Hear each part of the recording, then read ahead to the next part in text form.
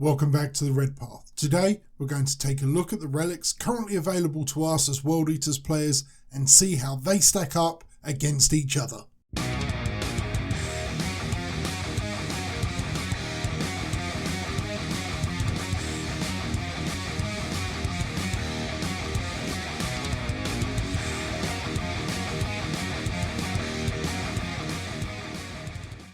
Right.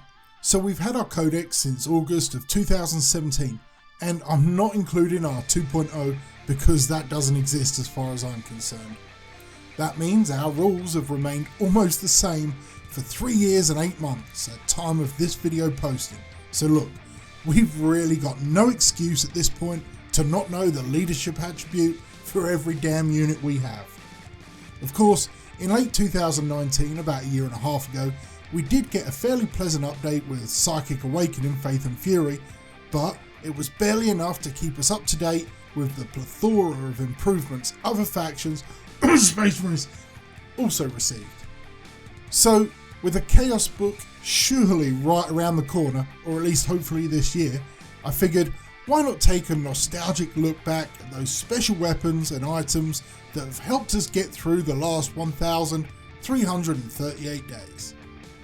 I'm going to examine these based on how many characters can use them, how effective they are in any given game, the efficiency of their damage output or force multiplication, and their relative cost. I'll try and rank them somewhat, but I can say up front that just because a relic scores poorly doesn't mean it may not be the best for your particular army. Different games and metas have different needs, but I will nevertheless try and provide at least a general overview of what is a good all-comers choice and what, if anything, to avoid. Before I get into the meat of it, I'd like to quickly ask that if you enjoy the content on this channel, please consider hitting that subscribe button. At the end of the video, if you've enjoyed it, hit the thumbs up and let me know in the comments, and if you didn't enjoy it, well, hit the thumbs down and also let me know in the comments.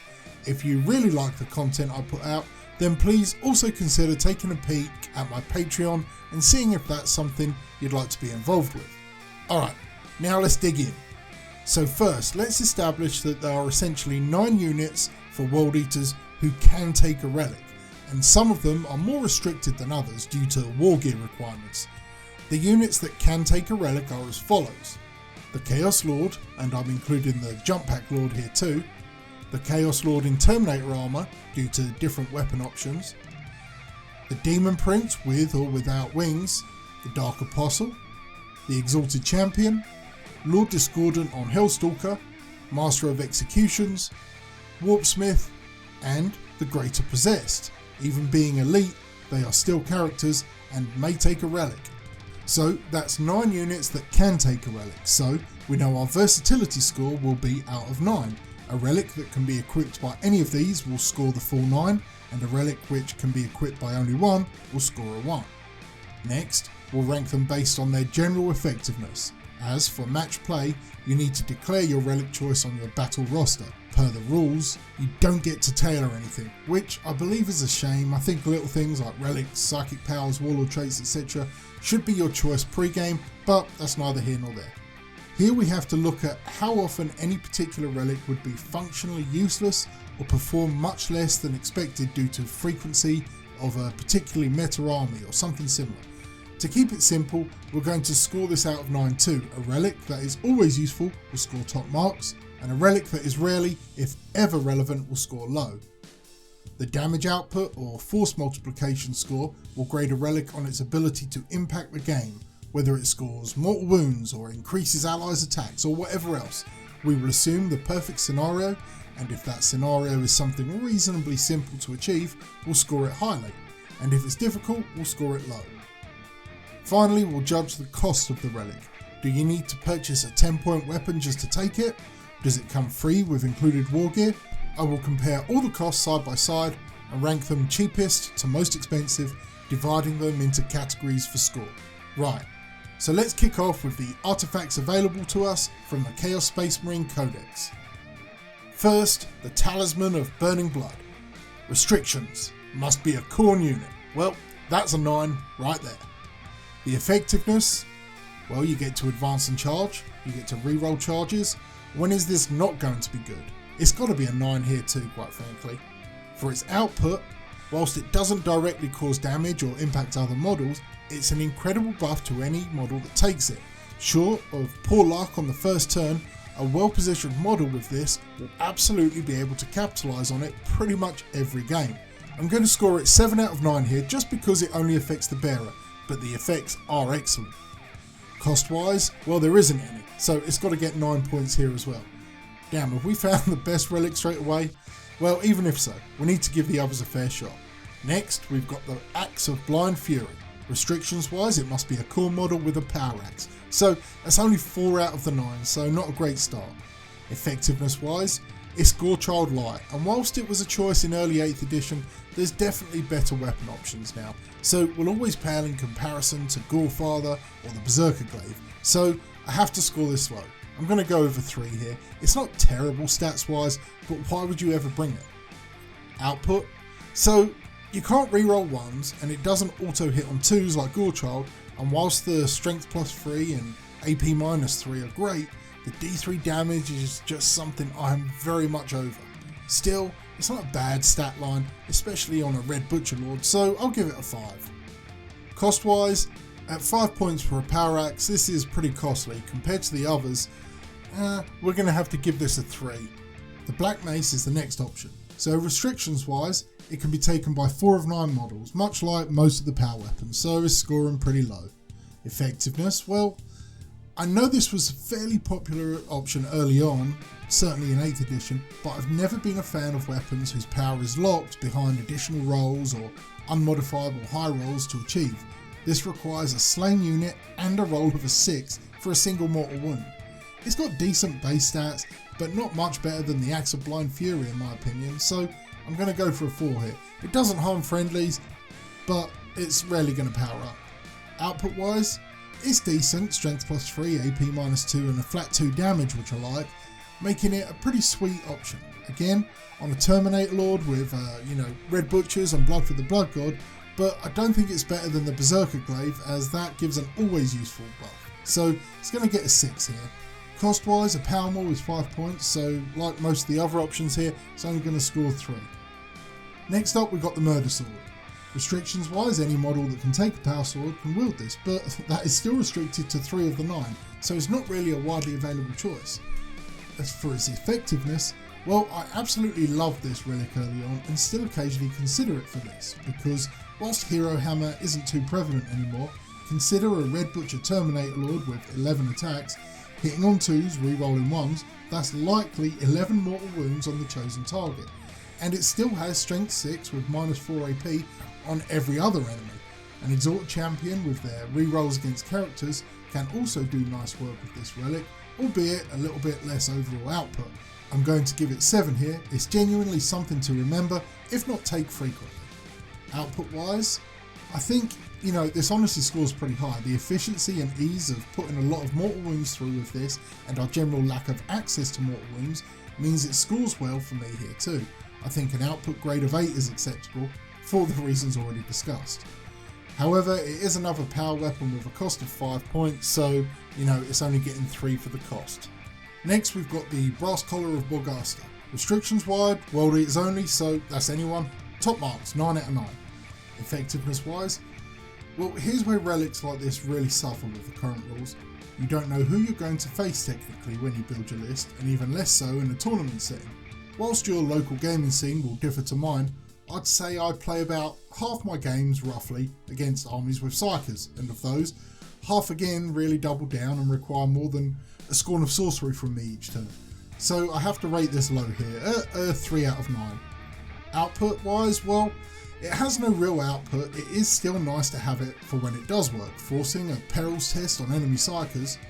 In addition, it can really make opponents with squishy or weakened Psykers think twice about powers they may really want to use, and so acts as a nice way to corral enemy movement. I'm going to give this a solid 7 here. Cost wise, well, it doesn't cost anything, so 9.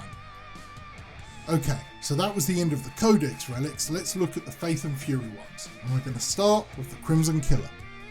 It's only restricted to 4 models, because those are the only 4 that can take a plasma pistol, so 4 is what it scores. As for its effectiveness, so I'm not much of a plasma fan at the moment, but if I absolutely had no other preference, this isn't a terrible choice. The fact that it doesn't harm the bearer and can do 4 damage in one shot with a solid strength and AP makes it a nice choice to plink the last few wounds off of a vehicle or beefy model with no invulnerable save. Due to our preference for combat, it's also likely to be used a few times, so definitely a solid option effectiveness wise, 7 out of 9. Output wise, as mentioned, it's fairly solid. It suffers with only being one shot and 12 inches, but is more reliable than a combi bolter or anything else short of a melter gun. So I quite fancy it for raw damage. I'm going to give it 8 here. Cost wise, it does require a plasma pistol at 5 points, so it's only scoring 3. So now we're on to everybody's favourite, Gorefather. It's restricted to only 3 models out of the possible 9, so it's only scoring 3, which isn't a great start unfortunately. However, effectiveness wise, 9 out of 9. I'm not even going to bother.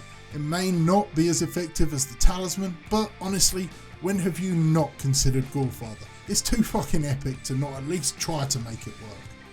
As for its output, absolutely absurd if it kicks off.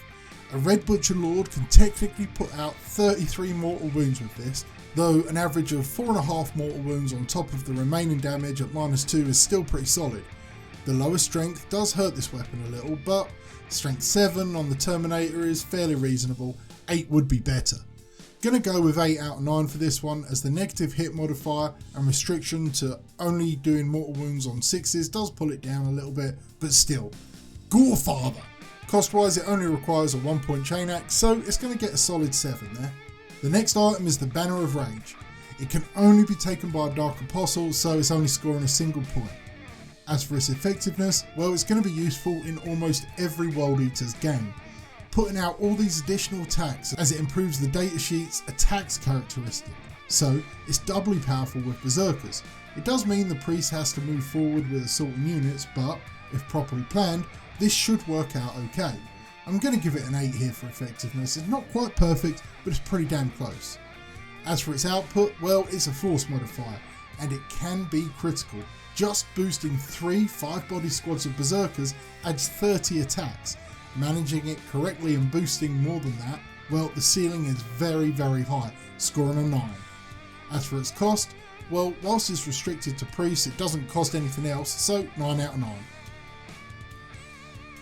Next we've got the Berserker Grave. This can actually be equipped to 5 of 9 units, so it's scoring a 5. As for its effectiveness, well, I really like the Glaive. Although it's not seen too much play from me, I do fancy it on a tanky Terminator Lord. Giving him strength 5 and -2 with 2 damage is pretty nice for a Terminator that wants to go out killing Marines. And the 5 up, Feel No Pain, really increases the resilience of an already fairly tough HQ. Whilst probably not as effective at killing as Gorefather, it does a fair amount of work. I'm going to give it 7 out of 9 for being useful. Output wise, it's got a lower bar for strength and only middling AP and damage. It's not the best by a long shot, but it's also not bad. I think a solid 6 is a fair score for this one, as the Feel No Pain may buy an additional turn of combat for the bearer. Cost wise, it's the cost of a power axe or the axe of dismemberment, so 5 points on 4 units and 3 on 1. So we'll cost it at 4 for a score of 5 points. Next we've got the Helm of Furor. Restriction wise, it can actually be equipped by 7 of 9, unfortunately not a Demon Prince or a Disco Lord because it's infantry only, so it scores 7 there, which is pretty good. As for its effectiveness, well, an extra 2 strength is nice, but is it worth it? I've not found a problem that I couldn't solve via other means, not wasting a relic resource. Veterans of the Long War is better than +2 strength, a Power Fist is better than +2 strength, hell, a Power Maul is better. So, sorry Helm, you're scoring low at 1 out of 9 here. As for its output, well, it's negligible. Strength +2 just doesn't feel like it's going to make much difference to me unless part of a very complicated stack of buffs, for which I think other options will do better. Gonna give it 3. However, as it doesn't cost anything, it at least scores 9 here. Next up, Blood Hunger. Restriction wise, anyone can take it, so a solid 9. As for its effectiveness, it's not terrible. Means of healing are pretty powerful, but it does require combat, and likely aiming at low tier enemies. I mean, a Demon Prince or Disco Lord, this might actually be pretty useful. but I feel other relics may have a better impact there. I'm going to go middle of the road here with a 5 out of 9. As for its output, I mean, if facing the right army, a prince is likely to heal up to 5 wounds per fight phase with this, which could be game changing. Keeping a monster like that around for a turn or two more, so I think it's got to score well here. Let's go with a 7. Its cost, well, it's free, so we're giving it 9. Right, so that's the end of the main artifacts, but let's take a quick look at the demon weapons available to us. First, we've got Zal the Wrathful. Restrictions wise, 4 of the 9 available models can take it, and as for its effectiveness, well, I quite like Zal, though I've never actually used it in a game. Statistically, it's likely to add 4 to the bearer's strength, meaning even an exalted champion will rock strength 8 for a phase, and with minus 5 AP and 2 damage, this thing will shred anything without an invuln save.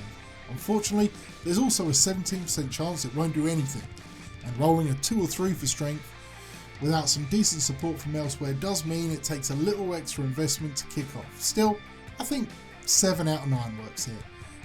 As for its output, well, 2 is pretty solid, and it's very effective against particular enemies.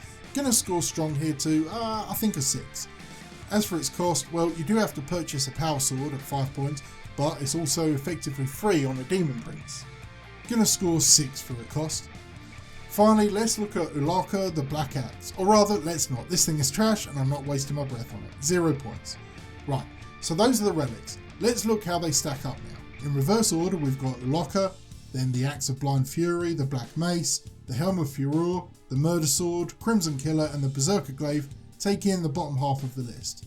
The top 6 consists of Zal the Wrathful, Gorefather and the Banner of Rage in joint 4th, the Brass Collar in 3rd place, Bloodhunger surprisingly in 2nd, and the Talisman of Burning Blood taking 1st place. I think in general I mostly agree with this tier listing, though obviously it needs a little recalibration to better tune the weighting of things like cost and restriction. Still, as a basic guide, I think this certainly separates our better options from our worst choices.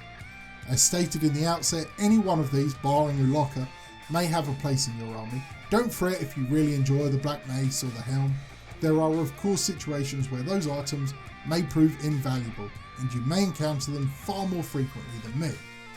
This is meant more as a guide for newer players looking to get a rundown of what our relics can and can't do, and how useful any of them may be.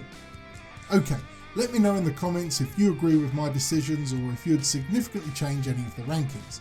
As ever, if you've enjoyed the video, please consider hitting that subscribe button and leaving me a thumbs up. And if you didn't, well, leave a thumbs down and let me know why. Until next time, stay healthy, stay safe, and kill many days.